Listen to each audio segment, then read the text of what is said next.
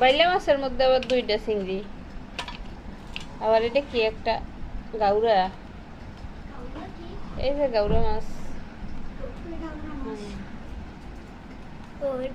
আমাদের দেশে গাউরা কয়, চিংড়িটিতে একবারেই ভরা ডিম। দাম নিচে হ্যাঁ দেখো ধরবা ধরো।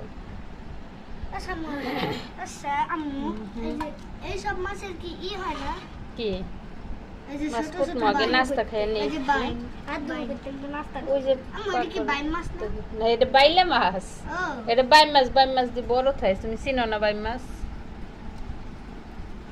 বাইন নাম কি একটা এটা চোখ এটি চোখ হয়, এই যে চিংড়ি মাছের চোখ চিনো না?